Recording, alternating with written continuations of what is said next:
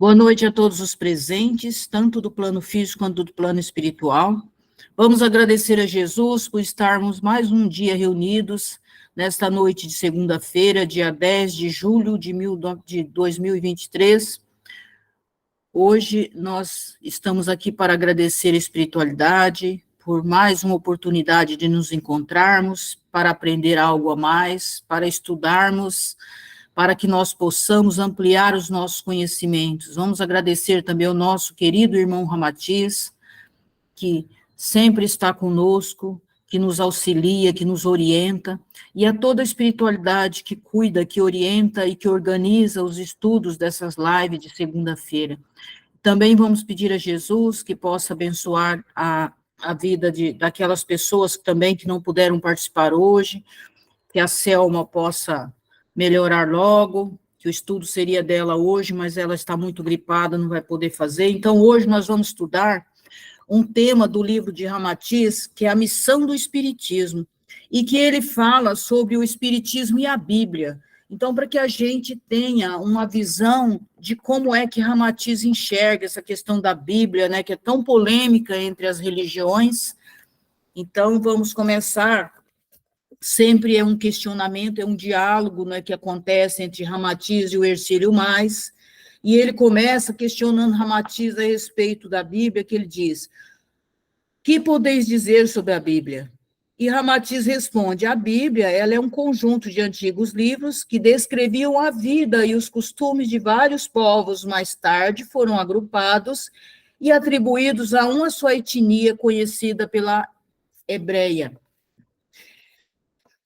E ele continua questionando: seria um tratado científico ou filosófico da antiguidade desses povos? E Ramatiz responde: não. O seu principal valor é fundamento e a revelação religiosa. O Velho Testamento, apesar do seu sentido simbólico e alegórico, somente entendido pelos iniciados da época, é repositório valioso da revelação. Esse sentido iniciático, ele perde a nebulosidade com o progresso científico no mundo atual. E a Bíblia parece-nos agora uma história inverossímil e mesmo infantil. No entanto, quanto à sua época, jamais poderia ser diferente. Mas à medida que cresce a compreensão humana e a própria ciência do mundo, vai se desistindo a revelação bíblica de suas alegorias iniciáticas, ajustada à época que foi escrita. Então, Ramatiz vem falar que naquela época as pessoas precisavam desse conhecimento ainda no sentido alegórico, porque nós não estávamos ainda prontos para receber um conhecimento mais aprofundado, porque nós não entenderíamos. Se hoje nós temos dificuldade de entender as coisas mais profundas que são nos reveladas, imagina naquela época, quando a Bíblia começou a ser escrita. E o Hercílio pergunta: qual a causa da verdadeira ojeriza dos espiritualistas modernos com referência à Bíblia, principalmente os espíritas? E ele responde: desde que os espiritualistas creem na influência da hierarquia espiritual sobre a Terra, não podem desprezar a Bíblia, embora não queiram admiti-la como roteiro ou fonte de pesquisas e soluções espirituais. Apesar de sua linguagem fantasiosa e alegórica, representa o esforço máximo feito pelos espíritos no passado, no sentido de se comprovar a glória, o poder e as intenções de Deus. Então, ele está falando que a Bíblia, mesmo ela sendo escrita daquela forma, ela foi escrita pela espiritualidade naquela época, que era a forma que tinha de se comunicar com o mundo, pelas condições de percepção que nós tínhamos naquela época. Então, no entanto, todos os religiosos que adotam a Bíblia consideram-na diretamente revelada da palavra de Deus. O Hercílio pergunta: que dizes? E Ramatiz responde: não se pode atribuir ao texto bíblico o caráter vertical da palavra de Deus. Mas os espíritas sabem que se tratava de mensagens mediúnicas, comunicadas por emissários do alto, através de médiuns poderosos, tal como Moisés, Jeremias e outros. A mentalidade dos povos daquela época e o seu modo de vida exigiam que as revelações não ultrapassassem a sua capacidade de entendimento, Tal como acontece hoje, quando o homem moderno domina a terminologia de fluidos, ondas, átomos, energias, radiações, forças mentais e etéricas. Ou seja, ele está dizendo que não é o próprio Deus, né, que revelou como eles falam, mas é através dos médiuns, os mentores, né, da espiritualidade, assim como fazem hoje. Naquela época também eles faziam essas revelações, só que de forma diferente, de uma forma mais simples, mais superficial, porque nós não tínhamos a capacidade para entendimento. E ele continua perguntando, mas a Bíblia estabelece a sua revelação pela voz de Jeová. O que implica em se considerar diretamente do Criador? E Ramatiz diz, o povo, muito supersticioso, não estava preparado para aceitar e confiar nos poderes e revelações de almas semelhantes aos seres humanos, o que enfraqueceria bastante a revelação espiritual. No entanto, a voz de Jeová, ou de Deus, seria aceita unanimemente, quer pelo temor, como pela impossibilidade de os hebreus avaliarem a natureza sublime e poderosa do Senhor. Mas a verdade é que em seu fundamento assenta-se todos os esforços posteriores e o êxito do sentido de haver sido compreendida a unidade de Deus, que Moisés depois consolidou no Monte Sinai. Havia necessidade de os médiuns, na época, atribuírem uma grande autoridade às mensagens recebidas, a fim de serem acreditados pelos seus conterrâneos. Aliás, a mentalidade humana não mudou muito, pois ainda hoje, nos centros espíritas e terreiros de Umbanda, os médiuns continuam a receber entidades de elevada estirpe sideral, materializando-as de modo a se pronunciarem como as paixões terrenas.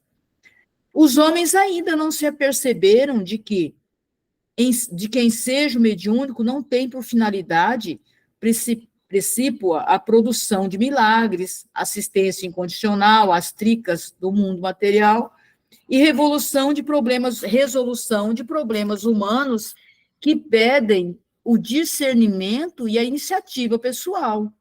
Ignoram que a presença dos elevados prepostos do Senhor obedece a um programa de libertação espiritual, em vez de contribuição no sentido de maior satisfação nas atividades transitórias da matéria. Tanto quanto no tempo de Moisés, hoje ainda se explora os desencarnados para solucionarem as consequências nefastas das imprudências humanas. Então, isso aqui é muito importante quando ele fala, né, que hoje, ainda as pessoas ainda são curiosas, elas ainda querem ajuda na questão material, né? Elas querem saber do futuro, elas querem saber se a vida delas vai mudar, se elas vão conseguir vencer as dificuldades. E o que ele está dizendo?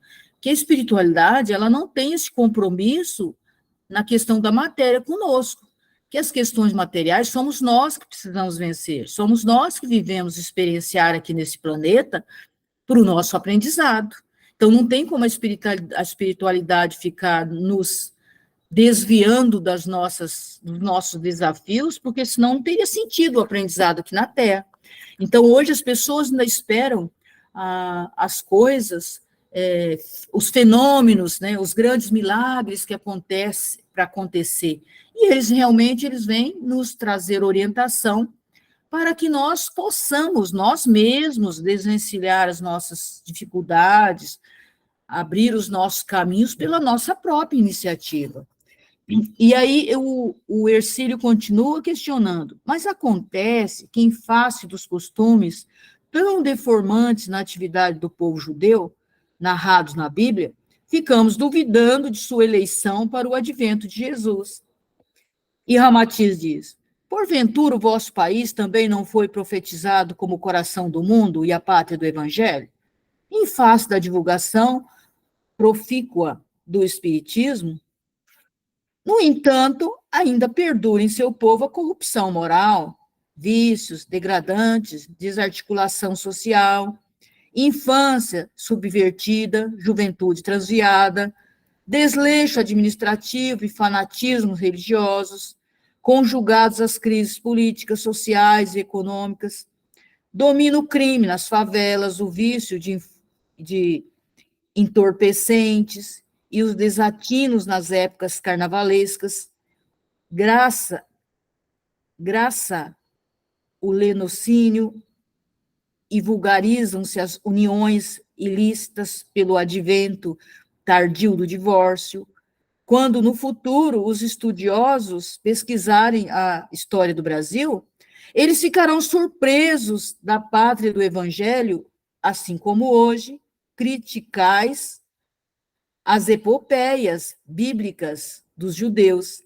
Mas a verdade é que o povo brasileiro, malgrado a sua irresponsabilidade e em atentados à moral vigente, constitui-se a base para o sucesso do Evangelho do Espiritismo. Sem dúvida, a Bíblia história, a vida do historia, né? A vida do povo judeu com seus costumes e sistemas censuráveis, profundamente diferentes da ética ocidental moderna. No entanto, nenhuma outra nação foi tão obstinada em sua fé para com Deus e tão preocupada com o reinado espiritual da alma. Ela mereceu a glória do advento de Jesus e a sementeira do Evangelho pela sua fé inquebrantável em Jeová e pela sinceridade na exposição das suas próprias mazelas.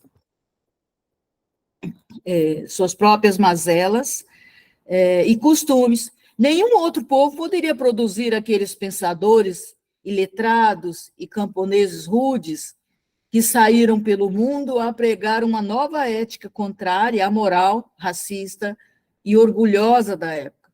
No entanto, a humanidade atual, tão evoluída cientificamente e capaz de fotografar a face oculta da Lua ou semear o espaço de satélites e foguetes interplanetários, ainda não conseguiu assimilar tão alto padrão de fé e a sinceridade dos hebreus no seu amor incondicional a Jeová. A raça que paraninfou Isaías, João Batista, Timóteo, João Evangelista, Paulo de Tarso, Pedro, Maria de Magdala, Tiago e a pleiade de mártires anônimos trucidados nos circos romanos, embora tenha misturado a vida profana com a divina e atribuído suas insanidades à própria palavra de Deus, pode ter pregado na Bíblia moral estranha e até aberrativa, mas doou a maior contribuição à humanidade, pois foi o berço do Salvador do mundo. Então, ele está falando que o julgamento, né, a questão de julgar, né, falar que o julgamento que as pessoas fazem dos judeus, por conta que eles tiveram a oportunidade de receber o Evangelho. Mas aí ele está falando que o Brasil também não é a pátria do Evangelho, e quantas atrocidades acontecem no nosso país, o nosso povo comete quantas atrocidades, mas, assim como naquela época eles eram mesmo, que era o mal misturado com o bem, e as pessoas, elas tinham uma fé obstinada, o Brasil, por que foi escolhido como a pátria do Evangelho? Porque apesar de toda a corrupção, de todas as falcatruas, de todas as maldades que acontecem no nosso país, o nosso povo também é o povo mais religioso que existe no mundo. E aqui é o lugar certo, é o lugar correto para ser a pátria do Evangelho, para acolher as pessoas num futuro próximo, e nós já estamos acolhendo, né? Quantos venezuelanos estão aqui no nosso país, quantas pessoas vieram de outros lugares já, né, que foram acolhidos aqui no Brasil. Então, ele está dizendo que existe essa contradição. Não é um lugar perfeito, porque não existe lugar perfeito no planeta Terra, né? Então, nós temos que olhar para as coisas boas, saber que tudo está certo do jeito que é, que Deus faz as escolhas sábias, que somos nós que muitas vezes queremos ser melhores, né, do que Deus, achamos que nós sabemos mais do que Ele. E aí ele continua, o Hercílio continua o questionamento sobre Ramatiz, mas é evidente que há na Bíblia revelações escabrosas que pecam contra a boa leitura, e até contra a ética judaica de ser o povo escolhido para o advento de Jesus. Que dizes? E Ramatiz novamente esclarece. Devemos compreender que a moral tem aspectos relativos, e por isso, o que era moral no pretérito pode ser imoral no presente. Não se pode ajuizar a vida de um povo de mais de 2000 anos, aferindo-lhe os valores morais mediante o critério do vosso século. Em certos povos do Oriente, a poligamia ainda é de boa moral, a fim de se ajustar o desequilíbrio que é produto do excesso de nascimentos de mulheres sobre pequena percentagem de homens. Algumas tribos asiáticas taxam de moralidade o fato de a viúva ocidental sobreviver ao marido falecido em vez de ser cremada com ele no fogo purificador.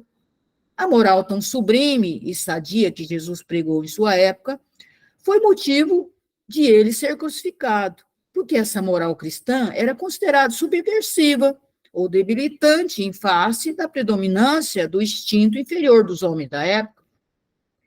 Ademais, em certos casos, a moral moderna também se torna bastante inferior ao critério da moral do passado. Antigamente, os homens arrancavam um fio de barba e o entregavam ao credor como garantia segura de pagamento de suas dívidas. Hoje, assinam títulos sobre a cancela do fisco e depois negam-se a pagá-los aos particulares ou bancos. Ainda depois de protestados em cartório público, os credores sofrem prejuízos. Os esposos consideravam sagrado o casamento por se tratar de um contrato bilateral, cujo rompimento seria uma indignidade e descortesia perante a sociedade. Atualmente, contrato conjugal para muitos homens e mulheres não passa de um recurso para saciar apetites ou consolidar fortunas, podendo ser desfeito depois de concretizados os objetivos egocêntricos. Então, ele está falando que aquilo que era imoral, que é imoral para nós hoje, não era imoral para aquela época. E tem muitas coisas que eram imoral naquela época, né? E que hoje não são imorais mais. Então, depende da cultura de cada povo, dos costumes de cada povo, da forma de ver a vida de cada um. Por isso, Jesus falou: não julgais para não seres julgados. E Hercílio continua questionando Ramatiz.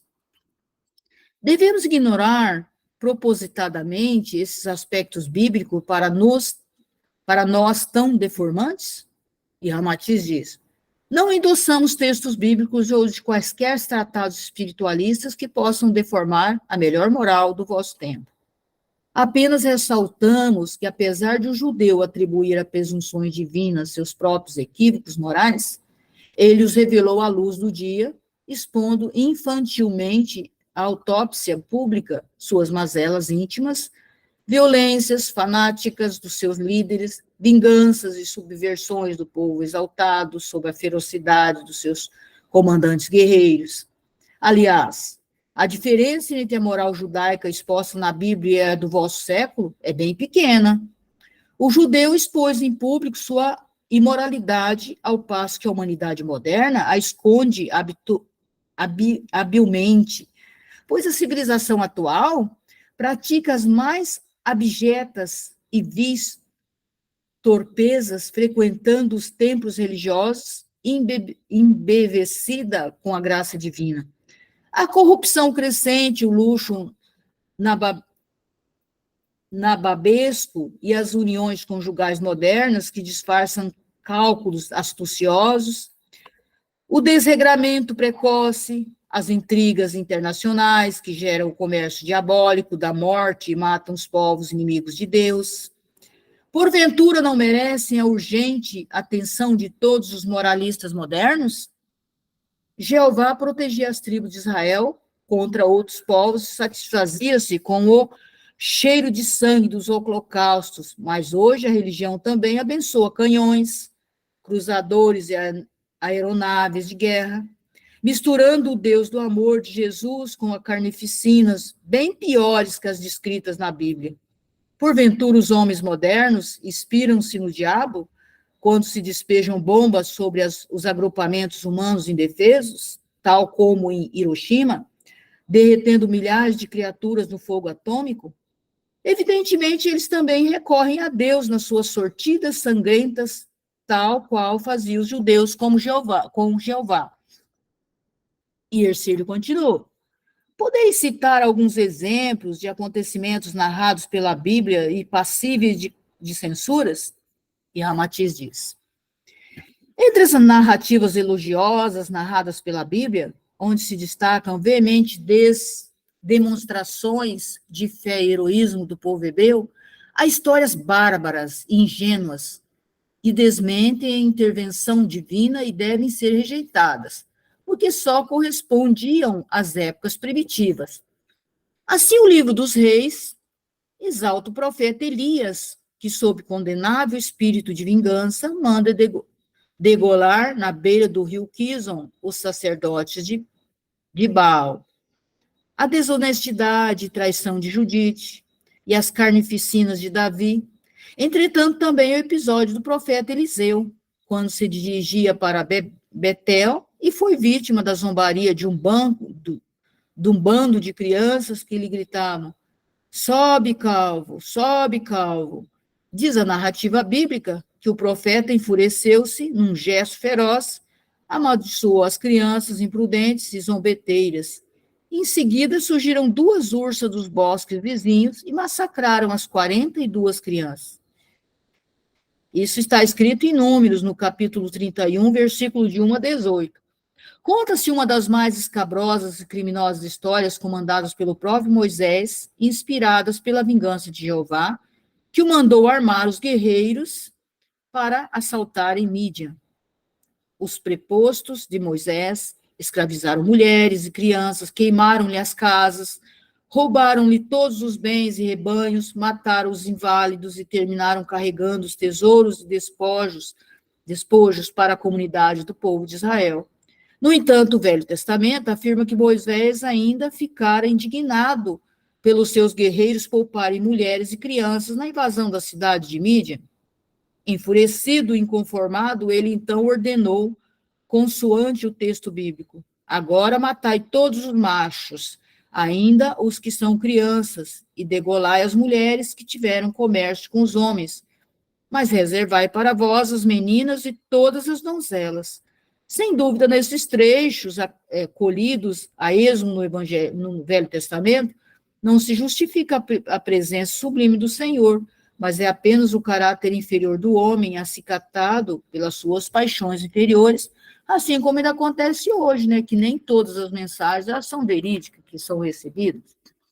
Muitas vezes é colocado o personalismo, né, de quem está passando a mensagem.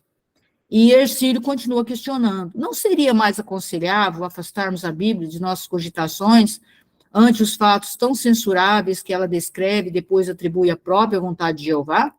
E Ramatiz diz: o espírito do homem não se emancipa pela fuga do que desagrada, mas pelo discernimento do bem e do mal. O anacorreta ainda não é o cidadão ideal para a moradia celeste e perde para o homem curtido e experimentado na trama da vida turbulenta e perigosa.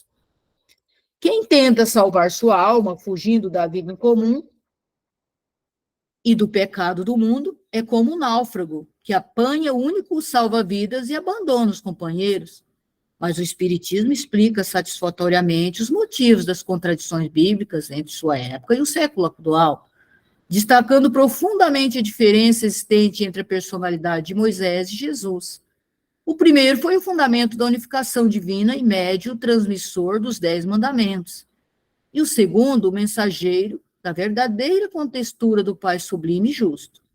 Por isso, Allan Kardec abandonou todos os códigos morais de instrutores, profetas e líderes religiosos do mundo, para afirmar a codificação espírita na exclusividade amorosa e sadia do Evangelho de Jesus. Então, ele está falando aqui, olha aqui, quando ele fala de abandonar a Bíblia e ignorar a Bíblia, o que ele está falando?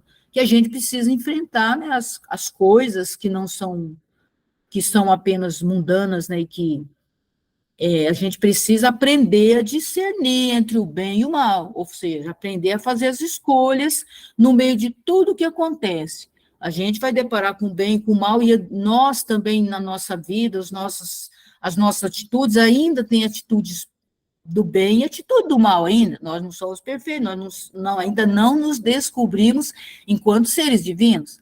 Nós também ainda cometemos as coisas que não são boas. Então, o que ele está falando aqui? Ele está falando que nós precisamos conviver com as coisas da forma que são, né? Não adianta a gente fugir, senão a gente ia para uma gruta, a gente ficava lá numa gruta e ia viver nossa vida, mas não é assim. Nós vivemos experienciar as coisas para nós aprendermos a diferenciar o bem do mal. Aqui está o nosso aprendizado. Não é fugindo das dificuldades, não é julgando as pessoas, julgando as coisas que ainda acontecem, que nós vamos crescer como pessoas. E também não é que nós vamos aceitar o mal, mas nós já temos entendimento para saber que o mal ainda existe, porque o mal ainda perdura em nosso ego, no nosso coração ainda, que não é só os outros ainda, né? Que nós também, muitas vezes, engrossamos a fila dos pensamentos ruins, dos pensamentos cabrosos, muitas vezes, que todos nós somos responsáveis para diluir todas essas coisas ainda que acontecem no planeta Terra, porque nós ainda estamos nesse barco ainda, né? E continuando, Hercílio Mais continua dizendo, não podemos olvidar que o espiritismo de hoje cultua uma ideia de Deus bem mais superior ao Jeová sanguinário dos hebreus. Não é assim? E Ramatiz diz, há 2 ou 3 milênios era razoável que um povo desprovido da cultura científica do vosso século, desconhecendo a eletricidade, o rádio, a televisão, a cinematografia, o avião e o jato, os satélites e foguetes teleguiados, presos à concepção infantil do céu, tedioso, e do inferno tão melodramático, ainda confundisse o seu instinto belicoso e a sua moral censurável com os preceitos divinos. Mas, na atualidade, é demasiada cegueira matarem-se os homens invocando o nome de Deus para proteger os seus exércitos simpáticos ou abençoar as armas criminosas destinadas à guerra fratricida. O povo judeu merece censuras porque agiu estribado no mais ardente excesso de fé e de submissão ao Criador. No entanto, o homem do século XX pratica os mesmos desatinos e alardeia emancipação espiritual com o agravante de já ter conhecido Jesus. Ou seja, está falando que naquela época eu só conhecia as leis que foram passadas para Moisés, e que nós éramos muito mais selvagens naquela época, e muito mais desprovido de intelectualmente, até consciencialmente, para entender as coisas. Mas hoje, o que ele está querendo dizer? Que hoje não justifica mais isso, porque hoje nós já conhecemos Jesus, já conhecemos os preceitos do Evangelho, e ainda estamos muito pouco à frente do povo daquela época. Se vossa civilização pretendesse escrever sua Bíblia adotando a mesma franqueza e simplicidade infantil com que o povo judeu escreveu a sua, redigiria o mais imoral e bárbaro tratado da história humana, pois relataria mazelas bem piores ignomínias religiosas praticadas em nome de Deus, de fazer e arrepiar os cabelos. O nascimento de Jesus entre os israelitas é prova suficiente que este povo estava credenciado espiritualmente para a glória de ser o berço do Messias e merecer a afeição da humanidade na missão de firmar o rude alicerce do edifício eterno do cristianismo. Ou seja, ele está dizendo que se Jesus nasceu no meio daquele povo, é porque eles eram dignos de receber Jesus naquela época. Né? Então, quem somos nós para fazer esse tipo de julgamento? E Hercílio continua. Qual é a relação mais íntima entre a Bíblia e o Espiritismo? E Ramatiz responde. É o mesmo sentido, sua revelação espiritual, pois a Bíblia, desabastada das alegorias que tanto desfiguram o entendimento exato da revelação dos espíritos ocultos sobre a voz de Jeová, apresenta mensagem igual a todos os redutos espiritualistas do mundo. A verdade transmitida do alto é uma só, e não diverge no decorrer dos tempos. Porém, à medida que o homem se esclarece e progride, ele também identifica no âmago de todas as religiões e comunidades espiritualistas a mesma revelação.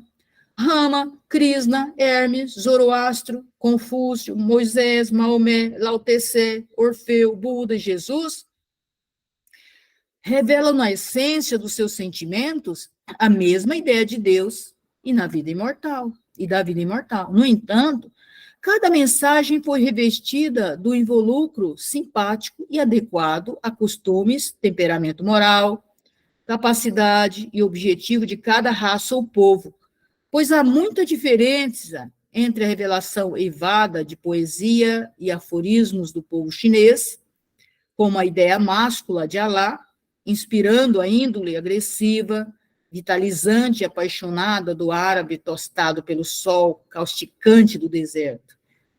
Buda velou seus ensinamentos sobre a casca fina dos aforismos de preceitos ou obrigações. Jesus usou das parábolas para esclarecer os ocidentais. No entanto, apesar de decorridos tantos séculos, os asiáticos ainda não entenderam o sentido oculto dos aforismos de Buda, nem os ocidentais o pensamento de Jesus oculto nas parábolas.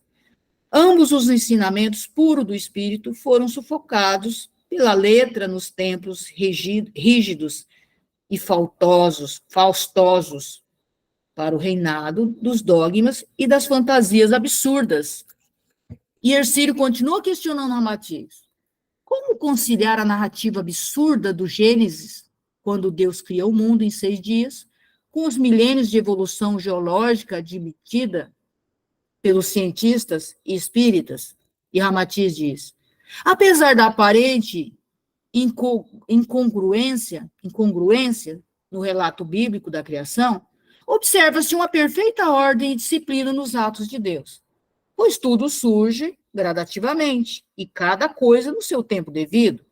Evidentemente, seria flagrante ingenuidade dos críticos do Velho Testamento ainda suporem que a Gênesis refere-se a dias da criação, quando trata-se da alegoria velando a ideia de períodos longos, de evolução geológica em sucessão através de muitos milênios.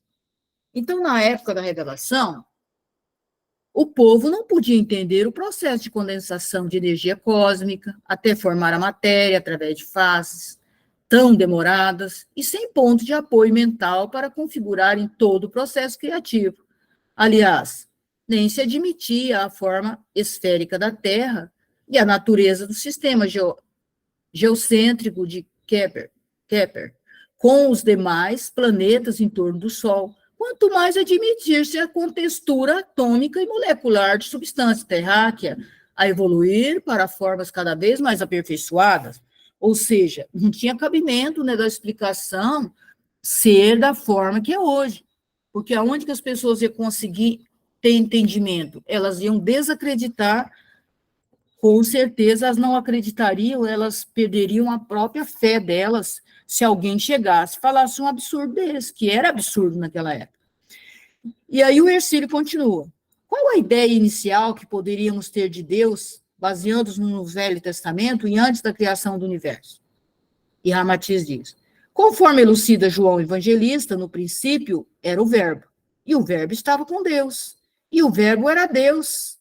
Através da ação dinâmica do Verbo, conceituado como pensamento fora de Deus, a condição abstrata da mente divina ou cósmica se revela na figura de matéria ou de mundos exteriores, isto é, o pensamento puro de Deus como princípio de todas as coisas e seres. O Gênesis, então, relata essa descida do pensamento puro do onipotente até se exteriorizar na forma de matéria componente do mundo exterior. No princípio, criou Deus o céu e a terra. A terra, porém, era vã e vazia, e as trevas cobriam a face do abismo. E o Espírito de Deus era levado sobre as águas, demonstrando que a energia cósmica provinha de Deus, ainda estava na forma líquida, e a caminho de forjar a substância matéria. Em seguida, o Criador vai compondo e criando a terra e a destaca no mar.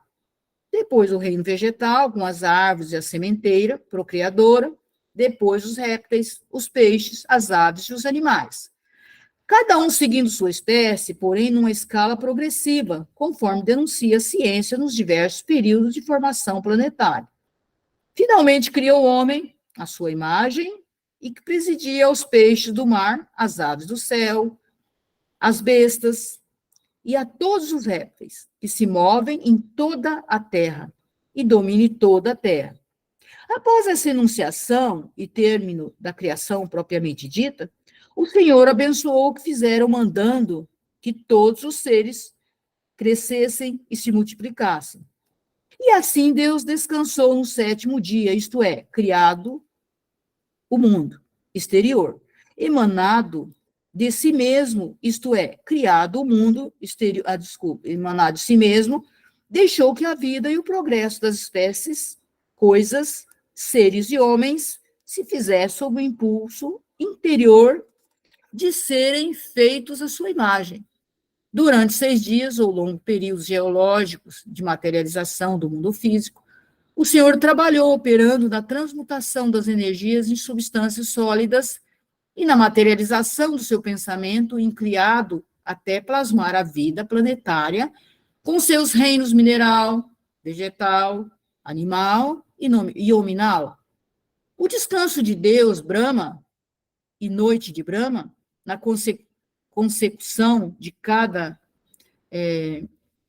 Manvantara, significa o período em que toda a criação segue automaticamente o plano, o impulso inicial da divindade, cumprindo-lhe o pensamento e a vontade criadora. É o retorno do espírito fragmentado nas espécies vivas, na matéria, o filho pródigo, em busca do lar sideral, de onde partiu um dia em descenso vibratório até forjar a sua consciência de ser e de existir. Então, aqui Ramatiz, ele vai explicando, né, bem essas coisas na Bíblia, né, que as pessoas acham absurdo, mas porque tudo isso está rebuscado, né, da forma que foi escrita naquela época, da forma do entendimento daquela época, que não tinha condições do entendimento que as pessoas têm hoje. Até hoje nós ainda temos dificuldade para entender todas essas coisas. Então, ele explica que esse descanso de Deus é quando tudo isso estava ainda dormente, né, a natureza, toda a criação de Deus, até o despertar de todos esses reinos para o divino, né, que nós até hoje nós estamos dormitando, até hoje nós não conseguimos ainda despertar para o ser divino que nós somos, né, ainda estamos dormitando ainda. E aí o Hercílio, mais um pedacinho, depois já vou parar, ler mais uma parte aqui, o Hercílio continua questionando, mas em nossas concepções espiritualistas, somos avessos aos relatos bíblicos sobre Adão e Eva, o primeiro casal, e a incoerência de possuírem apenas 2 filhos homens, Caim e Abel, em que o primeiro mata o segundo, e não se explica a origem de tantos seres e raça no nosso globo. E Ramatiz diz, não podemos alongar-nos em explicações minuciosas quanto à interferência dos construtores siderais na criação da Terra, dos seus reinos e da própria linhagem humana. Mas a verdade é que decorrem muitos milênios até que a face do orbe se mostrasse apropriada à existência humana. O corpo terráqueo forma-se no seio das substâncias ignescentes e energias telúricas, submetido a toda espécie de reação e ensaio para transformar a moradia da humanidade, feita à imagem de Deus. Formam-se os oceanos, por força dos vapores, inundando a atmosfera e o planeta, agita-se instável e confuso, ferido por raios e tempestades, até fixar-se em sua órbita e submeter-se docilmente ao comando do poderoso centro solar. Finalmente, as condições terráqueas se fizeram eletivas à vida animal, graças à materialização dos protoplasma, essência da vida orgânica. Os prepostos de Deus, então, devotaram-se fielmente a organizar as espécies inferiores plasmadas pelo aglutinamento de infusórios e vidas microbianas. Enquanto transcorriam os milênios no calendário sideral, evoluiu a linhagem animal sob a pressão interna do espírito, compondo sua vestimenta transitória para relacionar-se com o meio planetário e plasmar a própria noção de ser e existir.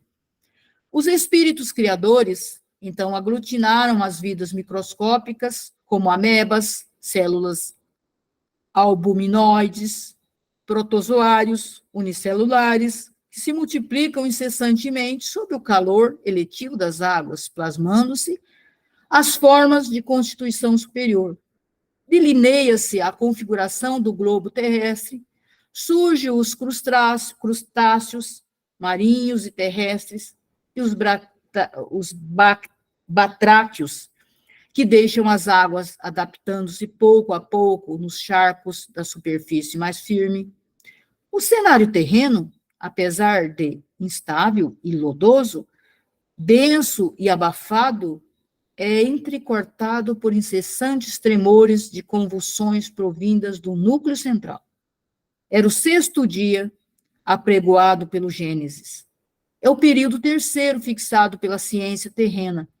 Prosseguindo os ensaios avançados da vida física, quando surgem Adão e Eva, precursores da raça adâmica, constituída pelos exilados de um satélite de Capela da constelação do Cocheiro. Olha só como a explicação incrível, né, que Ramatiz dá a situação. Então, quer dizer, Adão e Eva, o chamado Adão e Eva, eles vieram, né, num satélite de Capela da constelação do Cocheiro. No entanto, há muitos milênios antes desse exílio de anjos decaídos do mundo capelino, já viviam na Terra raças descendentes dos lemurianos e atlantes, os primeiros próximos das grandes vias fluviais e outros situados nas encostas de pedras e terrenos vulcânicos. Em consequência, a Terra já oferecia condições de vida humana no tempo de Adão e Eva, porque há milênios ali viviam os remanescentes da velha Atlântida. Olha só a explicação incrível, né? Maravilhosa, que a gente... Nossa, gente, acho que eu vou ver se consigo. Só tem uma página já e meia, porque está muito bom, né? Porque senão a gente vai ficar só um pedacinho para outro dia, e daí a gente perde o negócio. Vamos lá, então. Aí ele continua perguntando. Conforme narra a Bíblia, Adão e Eva eram o primeiro casal e pais de 2 filhos, Caim e Abel. O primeiro matou o segundo. E, no entanto, a terra depois povoou-se de criaturas dos mais variados tipos. Como se explica isso? E Ramatiz vai explicar. A prova de que já existiam habitantes na Terra quando do exílio dos remanescentes do satélite de Capela para constituírem-se a raça adâmica e tronco original dos Árias pode-se verificar no próprio Gênesis, quando Caim, após ter assassinado Abel, ele sai pelo mundo sob a estigma do homicídio fraterno. Diz então Gênesis, e Caim, tendo se retirado diante da face do Senhor, andou errante pela terra e ficou habitando no país que está ao nascente do Éden.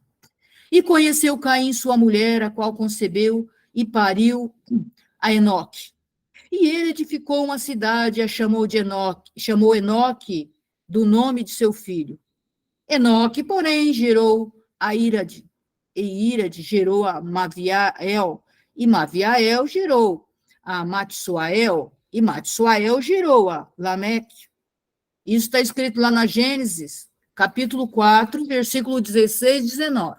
Obviamente, quando Caim matou Abel, já existiam outros povos na terra, remanescentes dos próprios terrícolas de exilados de Marte e do satélite de Júpiter, todos provindo das civilizações desaparecidas da Atlântida.